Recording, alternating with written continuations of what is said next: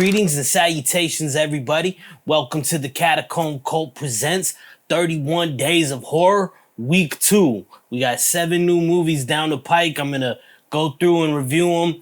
And if you don't know what the challenge is I challenged myself this month to watch one horror movie a day, a movie that I haven't seen before, that I've never seen. I'm trying to throw in some old classics that I've never seen too, but one horror movie a day till Halloween. So you might hear my dog. She's chewing a pig ear right off of camera, so hopefully that doesn't catch on the mic too bad. But there it goes. But yeah, we're gonna keep the last video was 30 minutes. It was way too long. We're gonna keep it more concise and to the point and just go right through them. So let's get started. Movie number 8, Deadstream. She sold her soul to the devil. I understand why you do what you do.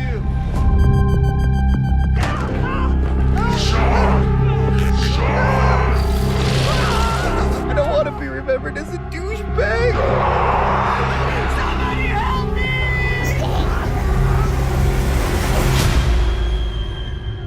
Sean, I want you to meet. And it was directed by Joseph and Vanessa Winter. They're married. And I think this is their first. I watched a little interview with them about like their writing process, and they just bullshitted this idea around and then got some funding, and they did it pretty much all themselves. But we'll get into that. But yeah, they're dope. They wrote it together. I'd like that someday. That'd be pretty awesome. But yeah, okay. A disgraced internet personality tries to win back his followers by live streaming himself at an abandoned haunted house. So let me just start off right off the bat. I love this movie. I was thoroughly entertained. This was a great movie. There was some parts I didn't like as much and parts I loved, but yo, I love this movie just straight up off the bat. And at this point in the challenge, this had been my favorite movie. All right, so the basic plot I just read is this guy. He's like an internet personality, a YouTuber. He does stunts and shit that scare him. So, and I guess he's scared of ghosts, so he goes to this old house and he's like, I'm gonna spend the night here in the middle of this abandoned house that has like history of murders and shit like that. And it was a cool idea because it was all done on GoPros. It was really dope. It just goes to show that like budget doesn't mean everything, because I was more entertained by this than Hellraiser, and I'm sure those movies cost $100 million to make. They could have probably did this for $20,000. Who knows? Maybe a little more. But just because of some of the practical effects. But it just goes to show like the budget doesn't mean shit. It's the story. There was like some legit jump scares, like where I was like, whoa, you know, like, yo, there was some legit shit like that. And which was refreshing. I haven't had any like jump scares and you know, if you know me, I go crazy on jump scares. Like when people hide behind fucking doors and like jump out at me just joking, I'll fucking flip. You better be like a few feet away from me. If you do that, you might catch one. Joseph Winter, one of the writers and directors of the couple, he was the main actor. And his acting was like, because you know, he's hamming it up for his YouTube channel, but then like when there's serious, scary scenes, it's kind of the same acting as, so you don't really know what's authentically scaring him. So that could just be, you know, his capability. But the practical effects were pretty badass. Some of them looked a little wonky, a little like Halloween store shit, but hey man, it still worked. Like the cinematography was just whatever, you know what I mean? Because it's like GoPros. It was literally like GoPros, but it was shot well for using GoPros. Yeah, this was the scariest movie. I'm gonna keep this brief, so boom. That was number 8. Let's move on. Number 9 was I Came By. Hector's hiding something. I really tried to be kind, but I had this rage that was so liberating, so empowering. Do you want to know what happened? Yeah, I Came By. It was directed by Babak Anvari. A rebellious young graffiti artist targets the homes of the wealthy elite, but discovers a shocking secret that leads him on a journey endangering himself and the ones closest to him. And yeah, man, I wrote so many notes on this because I didn't really like this. It was more of a thriller, if I'm honest, too. But no, it would be classified as horror, but I really didn't like it, man. Like, first of all, why the graffiti was so generic. I'm a graph head. I'm not a writer. That story of the graffiti thing, like, I don't even get. I guess they just had to come up with something somewhere to just make, and let's just make him a graffiti writer. And I was like, okay. And the main character, he's hateable. I've said this before. He's hateable. He's so self-righteous. He's such a bitch. And he thinks he's so cool as a writer, too. Like, you could just tell they knew nothing about graffiti or the graffiti world or anything like that. It was so generic stuff. It was like if you went to freefonts.com and wrote in graffiti. That was like the type of graph they were doing. It wasn't like boundary pushing or unique art or anything like that. It was just so cheese. So that bothered me from the get-go. And like, why make them a graffiti artist? It had nothing to do with the story. It's a flawed premise because these graph artists are breaking into people's houses and like writing on their walls. Like, you know, it's kind of like that's a universal thing. Like, if they're doing it like outside of like the owner of the bank and doing it on their bank, whatever, you know, like that's their protest or something. But I think like rich to poor people all agree, like, hey, you don't come in somebody's fucking house, man. You know what I'm saying? Like, you come in somebody's house, that's crossing the line and you're gonna get dealt with. You know what I mean? The friend getting arrested had nothing. It was like a whole 15-minute segment of the movie, had nothing to do with the story at all. I have no idea why they put that in there. They show a guy getting arrested. He goes to jail. He talks to a cop and he gets out. Has nothing whatsoever to do with anything. I just want to say I found myself going like, yuck. Like, ugh. Like, just doing that a lot. And if I'm doing that a lot, like, ugh. It's not a good sign. So I didn't really like it. There was like a premise besides the graffiti bullshit. Like the villain guy was pretty like, no, he wasn't. Forget that. So a guy goes missing and the friend's like looking for him and he suspects this guy's holding him hostage in the house. And the fact that the friend who's looking for the other friend, it's getting convoluted, I'm sorry. But like the fact that he doesn't tell his girlfriend what's going on is just mad lame to me. Like bad writing. And I just wrote dreadful. I don't know why I wrote dreadful, but yes, I do know why. You know why too now. I try not to shit on movies because I know how much work goes into them, but wasn't feeling that one. And it actually made me kind of angry. Number 10, House on Haunted Hill, the 1959 version. I've never seen this movie. At least I don't think so. My mom probably had it on in the background, but I haven't watched it as an adult who can comprehend shit.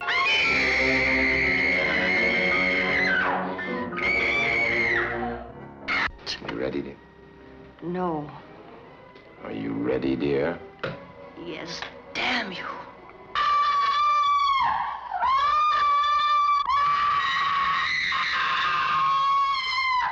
The ghosts are waiting, so won't you join me in the house on Haunted Hill?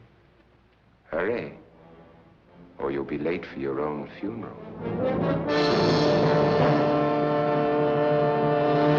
This was directed by William Castle. He's an OG like horror guy back in the 50s and 60s. And this, I'm sure everybody knows the premise. They've remade it. I've seen the one with Catherine Zeta-Jones, and it's all based on the same book that Haunting of Hill House Hauntings, whatever that one was. I think that's all the same book it's based off of. But this, if you don't know the premise, it's a rich oddball, Frederick Lauren, Vincent Price, has a proposal for his 5 guests at a possibly haunted mansion. And, you know, I don't know, man, like, this is a classic, I get that. But I've seen old movies that really scare me, like What Happened to Baby Jane and shit. That was a scary movie, and it's old. It's the same era as this. That was like a proper, legit, scary movie, creepy. Psycho, come on, it still holds up. I mean, you know, obviously filmmaking has come a long way, but like the story and premise holds up. I don't know if I should talk about it too much because I know it's a classic, but I just found myself falling out of it. And it wasn't just because of there was filmmaking elements that I was like, whoa, how'd they do that long ago? The overlaying talking heads at the beginning. I was like, do they just I was just starting to think like, how they do that with film? Do they just overlap each other? Like, I don't know, you know? So that, I mean, I was interested in the filmmaking aspect of it, but the story's convoluted as fuck. I'll just say that. It makes no fucking sense. The hysteria is funny of the woman, like, she's always saying, I'm not hysterical. And the doctor's like, you're hysterical. And then she starts screaming hysterically. So it's like, there was a funny line about the hysterical woman. He's like, I think you're a little upset. Would you care for a sedative? And she immediately begins to freak out and start screaming at everybody. Oh yeah, and then it's just, I guess that's just how like Hollywood was back in the day. Like she hangs herself. The wife hangs herself. Hanging from the fucking rafters. And then you see him lay her on the bed and her every hair is in place. Perfect makeup. Just like looking like an angel. No drool or anything. Just fucking perfect looking. That's just like Hollywood, I guess. But there is a glaring mistake. This is what I wrote. Let me just read what I wrote. A glaring mistake. He keeps telling Nora, the young woman who's hysterical, that Vincent Price killed his wife, but he keeps telling Nora to hide from Vincent. Supposedly, Vincent Price thinks Nora's dead. But if he was the killer, why would he think she's dead? You know what I mean? He would know if he killed her or not.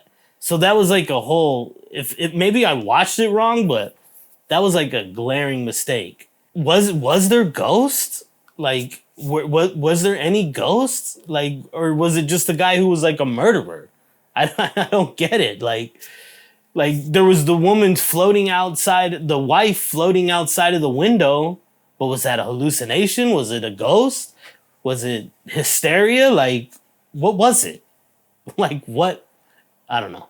We'll move on. But, you know, it was enjoyable. I was entertained. Let's keep moving on. Okay, number 11. I don't really understand why this one got, like, such bad reviews on Rotten Tomatoes, man. Sometimes, you know, I used to, like, look to Rotten Tomatoes for all my, like, should I check it out? Should I not? But, like, now they're off the mark, dude. But I like this. Some people might not. But it's number 11, House of Darkness. Let's play a game. I don't want to play a game. Let's play. Lucy, hello. I thought this was just the two of us. You still don't understand what's going on, do you? Understand what? Oh my God. I'm tired. I'm gonna go home. No, you're not.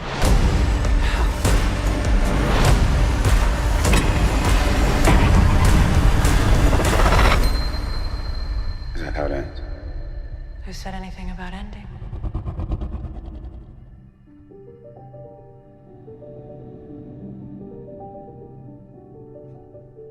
Director by Neil LeBout, maybe? The synopsis is, after meeting at a local bar, a man accompanies a beautiful and mysterious woman back to her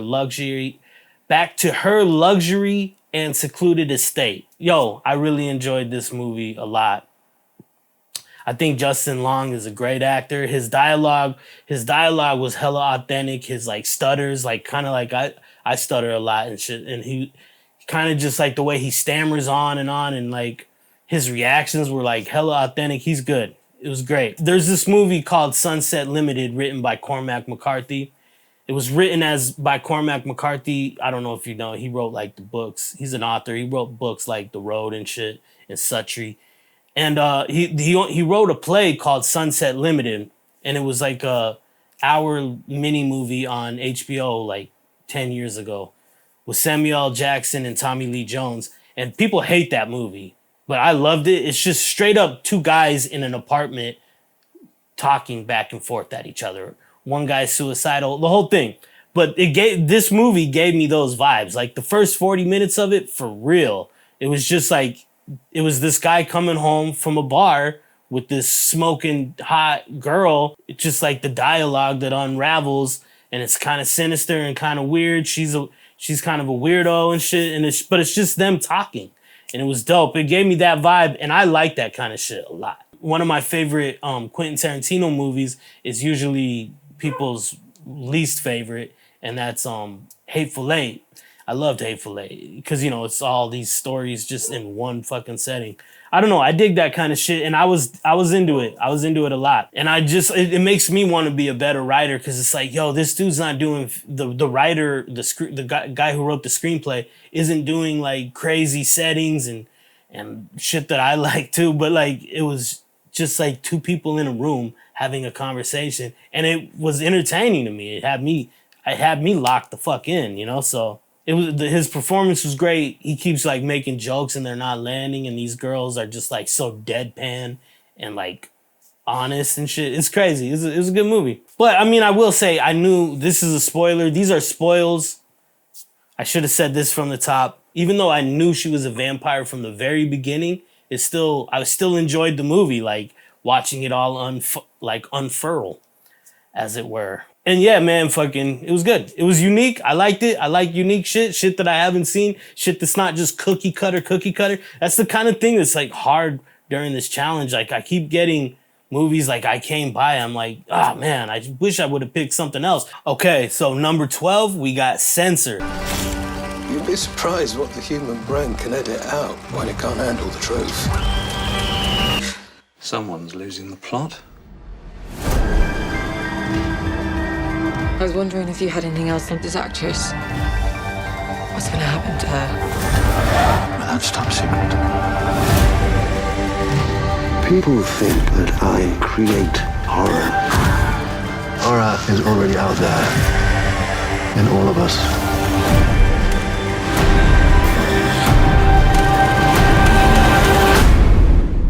It was directed by Prano Bailey Bond. A British film censor links a disturbing horror movie to her sister's disappearance and vows to unravel the mystery. Sorry, I suck at reading these. I'm reading it on my phone too. It's like far away. Yeah, it was unique, man, and it was shot very nice, and it was about nasties, video nasties. I don't know if you know those.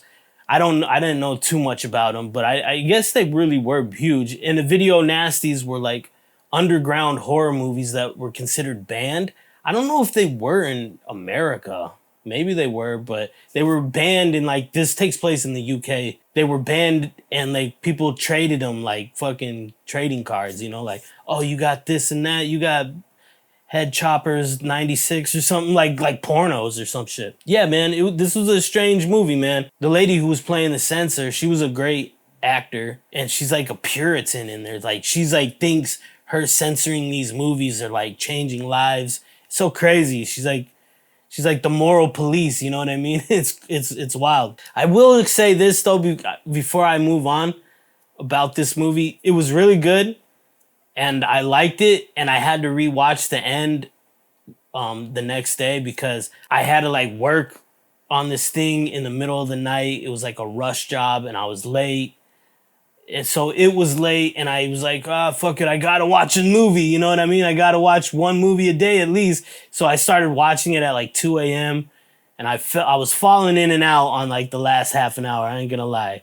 And it's not anything about the movie, but I watched the end the next morning, really, and it was great. I wish I would have sat through it all properly, because it was a tripped out ending. And I've been spoiling other shit, but I won't spoil the ending.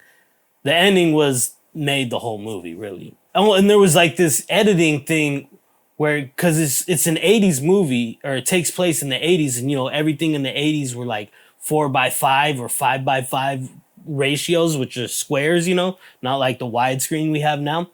And it was trippy. Like, I was like, damn, when did the movie started turning into like a 4:5 or a 5:4 aspect ratio? And I was like, when did it turn into that? Like, did it just do that all of a sudden? And then I like rewound it, and you could see it like slowly for like 20 minutes. It was maybe not 20, maybe it was like 10, but it started getting slower and slower and slower. The black bars coming in and turning into that size. And I was like, whoa, that's a trip. Censor was good. I would probably want to rewatch this sometime, maybe on a little date night or something. But Censor was good. I'm sorry I fell asleep on it, but let's move on. Okay, number 13. This was probably my favorite movie so far of this whole challenge. Definitely my favorite movie. I love Deadstream, but this one was proper.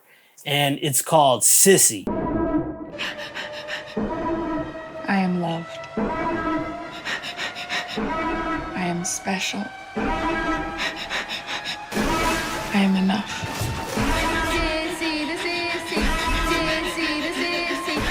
It's supposed to be me and Emma. That was supposed to be us. Stop the car. I am doing my best. Stop the car!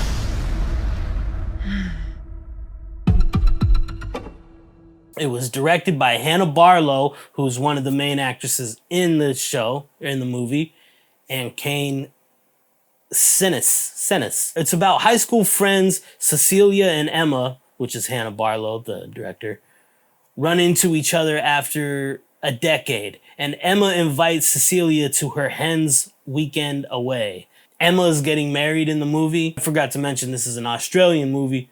I think I'm guessing hen's weekend is their term for bachelorette party or something. So I love this movie. The filming aspect right from the get-go is a trip. When they first meet, they're like 2 feet away. Like it's such a close-up shot of them talking back and forth. It's like weird and disconcerting, and I like that. And she's like a YouTube influencer, and she always has her fucking phone in her hand. That shit annoys me. Anyway, that's another thing. But I think it's kind of like a satire like that, Bodies, about how like social media pressures, and because it basically shows this girl Cecilia, she's like a Zen guru, fucking namaste meditation guide, and she has like this nice setup with this cool backdrop and like incenses and plants and stuff. And then she's like, okay, love yourself, blah, blah, blah. Bye, everybody. And then she turns off the camera and her house is just like a wreck. Like it's just dirty. It's filthy. She just always has her phone in her hand. And it's about how like getting likes is that drug, that serotonin drip. And it's kind of like a commentary on that. And it's funny. It is funny. Like there's some legit laughs, but it's hardcore, man. Where the scene where she hits a kangaroo, it's like, I'm from Arizona, you see deer a lot. People hit deer all the time, and it's like, kangaroos are really like that out in Australia. They're just like everywhere. It's crazy. But I thought that was a trip. And yeah, it's like crazy uncomfortable, some of these scenes. These scenes are like, they made, purposefully. It's just so, like gut-wrenching, like, oh, damn. They just make you real uncomfortable during some of these scenes. And I'm not talking about like gore or anything like that. I'm talking about these girls fighting back and forth, or like some girl talking shit while the other girl's around the corner. And it's just like the most brutal, nasty shit, man. Girls are rough, dude. Girls are rough with each other. Like mean. The gore, though, was brutal. There was some brutal scenes, like real gory, like, woo. The sound score, the music score was a trip sometimes, man. Sometimes it reminded me of Spike Lee. You know how Spike Lee has like upbeat orchestral fucking music during weird, like, it'll be like a clip of somebody in the throes of a crack binge, and it'll have like this crazy, this is Spike Lee, of course, have this crazy like violin orchestra going, and this movie kind of has some of that shit going. It reminded me of that. But the kills were crazy, and this is a Shudder original. It's on Shudder. It's a Shudder original. I don't think it saw any, maybe it did in Australia, saw some theaters, but man, this is my favorite by far so far. Way better than Hellraiser. Again, another movie that's like probably low budget, just fucking killing it, man. Okay, let's move on. Number 14, October 14th, we have Halloween Ends.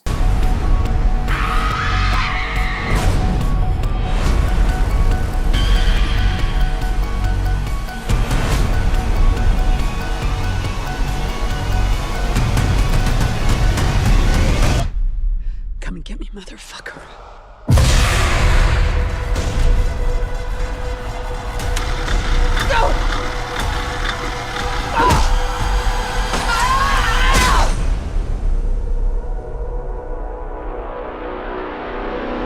Directed by David Gordon Green.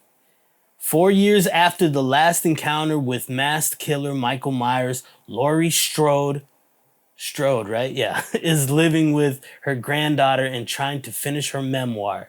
Myers hasn't been seen since, and Laurie finally decides to liberate herself from rage and fear and embrace life. Man, I was excited for the first 5 minutes of this movie. I was excited because it's a brutal opener, wild opener. I was like, whoa, we're going there already. Damn. All right, let's do it. And it felt nostalgic. It showed, the town, and it feels nostalgic, feels like Halloween, kind of reminds me of where I grew up. They got the tough guy, the tough bullies and shit, and doing all those old tropes and stuff. Even though the tough guy was the leader of the band, like the group of bullies in this group of high school bullies were in the band. Not like a garage band. I'm talking the marching band. It's kind of crazy. And this fool's like wearing a Letterman jacket, but he's like wearing it because he's the leader of the band. But he acts like he's straight up, yeah, whatever. Acts like a jock. But let me just jump to it. I don't want to get too into it. I wrote a ton down. Like, why is this guy afraid of this band leader? He has 30 pounds on him. Easy. Like, easy. And I didn't like that this kid, like, punks Michael Myers. They show him, like, Michael Myers can't be weak, man. He's a fucking murder machine. Like, you can't show Michael Myers being punked, like, frail. Like, we've seen Michael Myers get lit on fire and stand there like a statue, like, and what, motherfucker? You know what I mean? And this kid, like, fucking socks him in the face and he goes flailing about on the floor. Like, Michael Myers is a murder machine, a murder monster, dude. And I don't know, I thought that was like kind of a diss to Michael, I thought, man. And then they like tag team up and become murderers together. And it was just like, I'm done, dude. Michael's not friends with anybody. He has a one-track mind, and that's murder, man. He's not befriending anybody. He's not going to show him the ropes. That's what it was. It was like a buddy cop movie showing the ropes. You know what I mean? I don't know. I wrote, yeah, this Karate Kid shit is bullshit. Mr. Miyagi. Wax on, knife in, knife out, man. I was like, yeah. And I thought for a second, because I was like, this is crazy. I thought for a second maybe this kid like snapped from reality and he was hallucinating Michael being like his mentor, his father figure towards him. Like, and it was just gonna like snap out of it and Michael stick a fucking knife in his throat or something. But no, it wasn't like that. They were friends. They were buddies. But yeah, didn't really like it. Filmed awesome. Those big budget movies are always filmed good. Jamie Lee Curtis, she's a fucking pro. You know what I mean? But it wasn't my thing. But anyway, I thought this challenge was gonna be harder, man. Like, I was like, damn, 31 days, that's 31 movies. Usually watch like 2-3 movies a month. And I thought this was gonna be harder, man, but it's become part of my routine and I like it. Now I'm like, fuck, I Came By. I wish I would have picked something better. I only got 31 days, you know what I mean? So I might do like a sci-fi spring and do something like this for all sci-fi movies in March or something. Even though they don't make as many sci-fi movies as they do horror. But anyway, I thought it was going to be a lot more difficult. Thank you, everybody. Thank you for tuning in. Please like and subscribe. This has been week 2 of the 31 Days of Horror Challenge. Get in on it. You still got time. You still got 2 more weeks left, man. That's 14 more movies. I think 16, actually. 15, 16, whatever. But get in on it and give me some suggestions in the comments. Thank you. Peace out. Smooches. Established in 399 BC, this is the Catacomb Cult.